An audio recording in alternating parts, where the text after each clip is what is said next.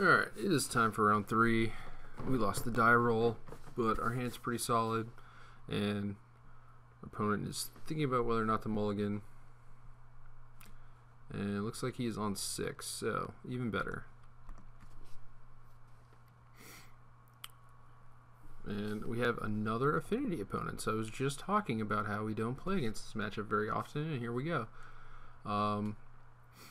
So now I kind of want to Inquisition him on this turn to snipe his best 2-drop, especially since he mulliganed. Normally I would just play Treetop Village and then a Twilight Mire and use 2 discard spells, but I don't think we can really do that here. So I definitely want to Marsh Flats for a black source, and just whether or not I actually want to get a white source or not.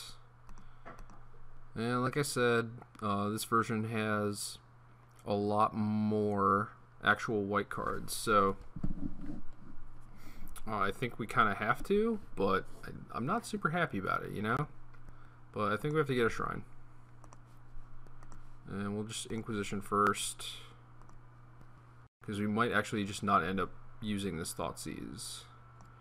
And yeah, he has 1 good card and a bunch of crap, mostly. So we're going to have to beat a bunch of manlands, which seems doable because we have Slaughter Pact. That certainly helps. And he drew a Plating, so it's going to be kind of tough.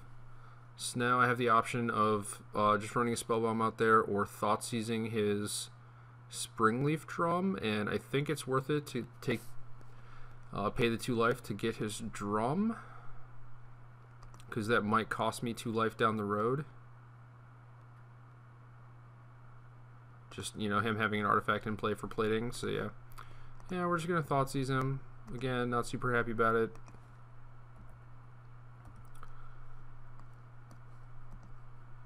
And I feel like he's just supposed to Blink Moth and hit me for 4 unless he drew a spell.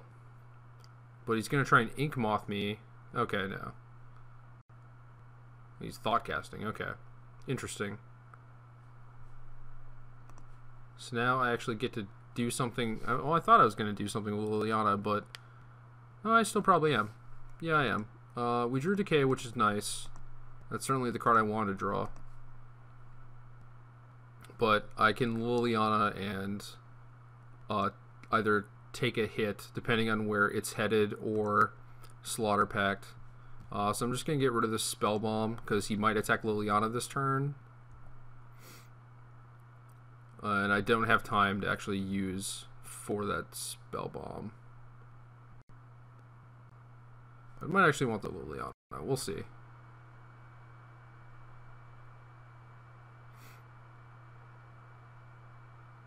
And he's got a 2nd Plating, so now we're kind of in trouble here. And wise of him to attack me.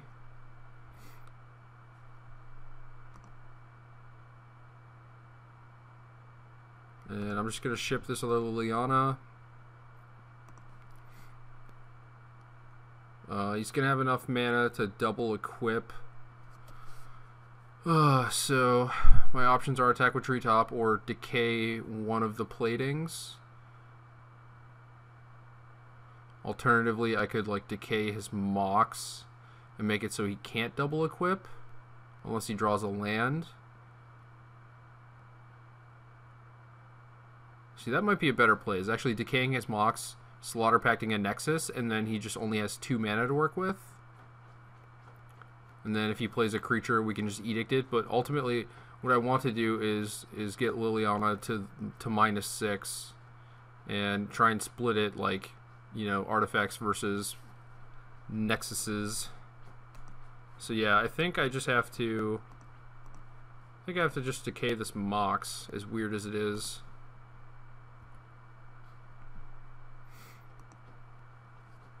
What I really need is my 1 of Lingering Souls, but might not be that lucky, so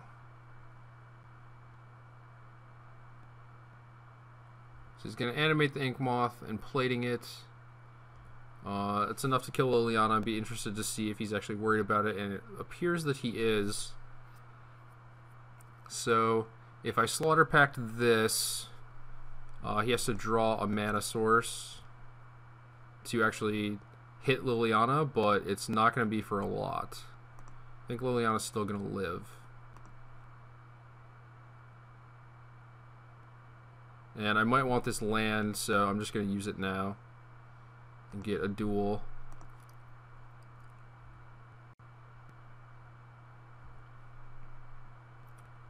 And there are no singleton green cards that we can draw, so we're going to leave this Godless Shrine open. We draw souls, which is good. I mean, it's very good. It's just awkward that we have to discard it and we don't get to cast stuff this turn, but I think half of the souls is going to be enough for me to win.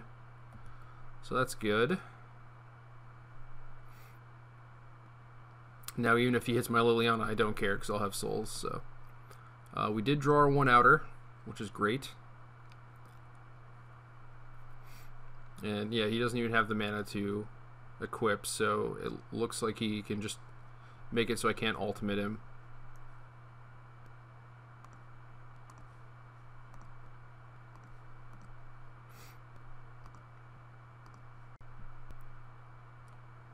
But I kind of have him in the lock here, which is kind of nice. And we'll just hit him with Treetop, and then we can split it. Maybe just like lands versus.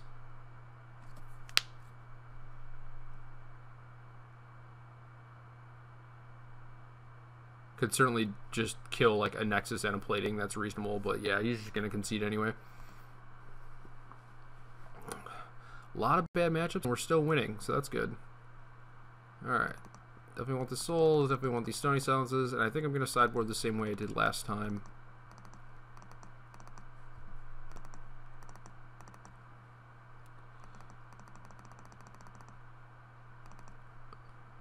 Let's see here. No Spell Bomb, cut an Ooze, and then what we cut? What did we cut last time? Oh, I didn't bring in the other Duress. I just kept one Duress. So yeah. We're going to try this again. Duress on the draw.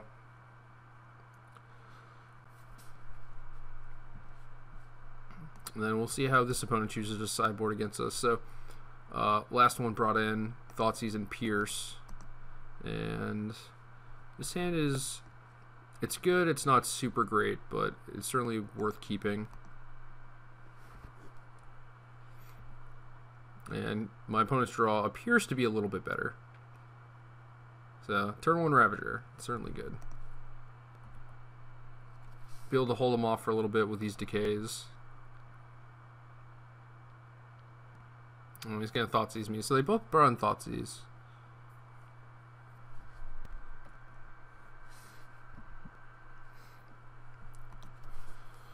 And again, all my cards do basically the same thing, so he doesn't have a lot of good choices. And that Thoughtseize means that my cut is a little bit better, and he doesn't have enough things for his Ravager, especially now since he has to play a second Mox. So, second Mox is not bad for him because he gets a free mana this turn essentially, but he's just down a resource. So, not too upset about that. He just leaves me with all the removal, which is kind of, ooh, he has the Soul Artifact, but I have a Decay for that. So that's not that big of a deal.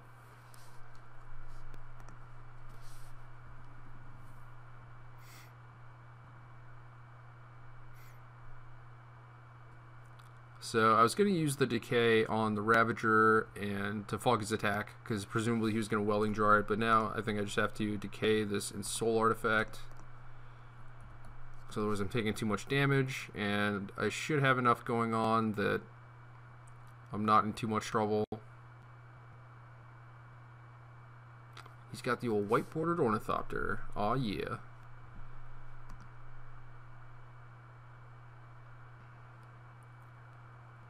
So now I think I'm supposed to Pulse because it's more expensive.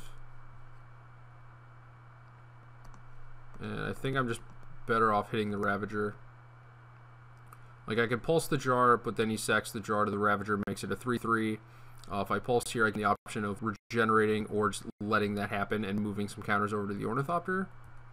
But he's just going to regenerate, which I think is smart because then next time I kill the Ravager, he gets to move the counters over.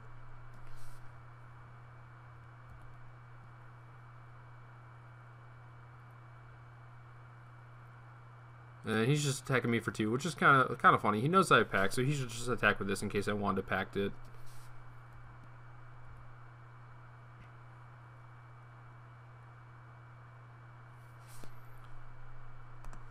And we should have a pretty good turn this turn. Etch Champion is definitely the card I'm most scared of. And I guess if that's the case, I should be killing his stuff on my turn. But I know I'm going to get to kill all 3 of his guys this turn. But I should have killed stuff on my turn, so maybe his Mox would be off. Or he might animate Nexus to move counters onto it, and then I could kill that. So Decay Ravager.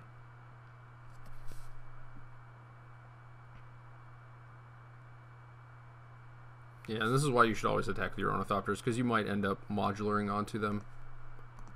So now, cut this thing. Maybe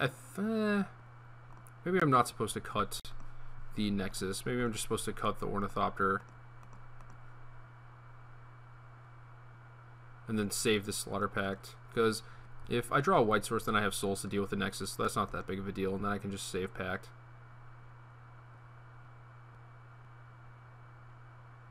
He has a Vault Scourge follow-up, which is certainly fine. Just need to draw a white source here. Not sure what his hand is, but might as well use my Duress now. It's very unlikely that I'm going to a card with Duress, and he has a Whip Flare. Okay, so that ended up working out pretty well, because I have the souls.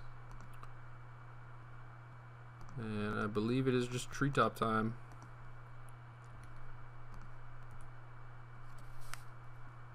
And I'm still not really in a spot where I want to use this Slaughter Pact just because his clock is so anemic. And if I use it, then I have to pay 3 mana, and then if I draw a white source, I can't actually cast souls. I drew a Rhino, which is not great. Different circumstances, perhaps.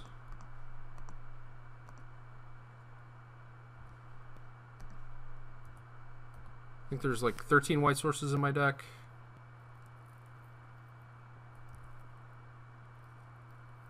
Might be getting to a point where I might want to Slaughter Pact something pretty soon. Maybe if I don't hit this turn. And he just has a bunch of nothing. And there we go. There's our white source. So we can potentially overcommit this turn, but I don't think I like that. I think I just want to keep the 2 things in play. The 2 spirits. And just make him fight through that. I don't want to potentially get wrecked by a top deck whip Flare. So I'm pretty low now, I'm at 6. Presumably with like Ensoul, Whip Flare, Thoughtseize, he doesn't have much in the way of like Galvanic Blast type stuff. So I think I'm relatively safe at 6, plus I have this Rhino coming down.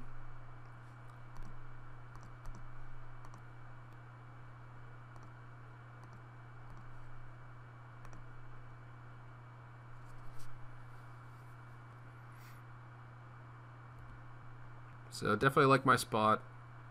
I'm going to be able to hit him with Rhino and Treetop next turn.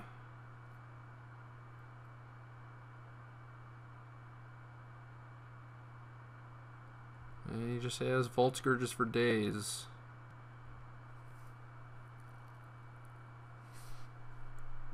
We have an Edge, which is very, very rarely live against Affinity.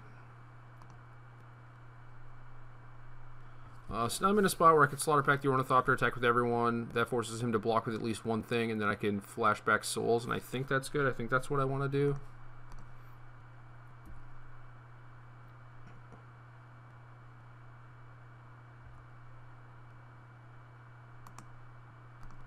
I believe I'm in a spot where no combination of cards kills me next turn.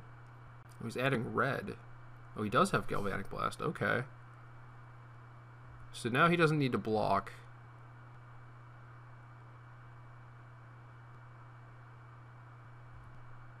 So he's at 3. I'm going to flash back the souls.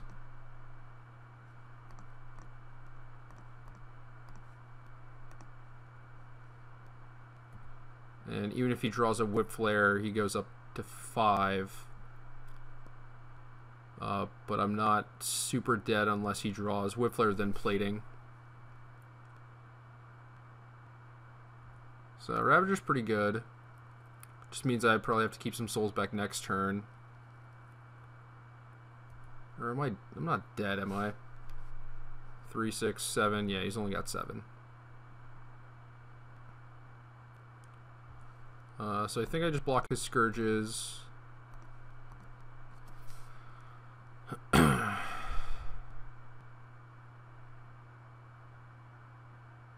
Because I feel like, well, he needs the lifelink to happen. And if he decides to make one of these Scourges really big, then I don't want to take that damage. One option is certainly just not block because he can't kill me. So what's the most he could gain is 7. So put him to 10, so I couldn't even kill him from that, so I don't know. There might be merit in 0 blocks, but I think this is probably good. Just staying at 9. He might have to move all in this turn. I'm just gonna concede. I think he could have made like a 7/7 Scourge potentially, and yeah. So if he makes a 7/7, he goes up to 10, and I can only hit him for 7 a turn, and he's gaining 7 back. So I think he's actually not in a bad spot unless I draw a removal spell. And I was gonna brick for 2 turns, but yeah. So like each turn I would have to attack for. I would attack for 6, keep a guy back, he would gain 7, and then attack for 5, keep a guy back, he would gain 7.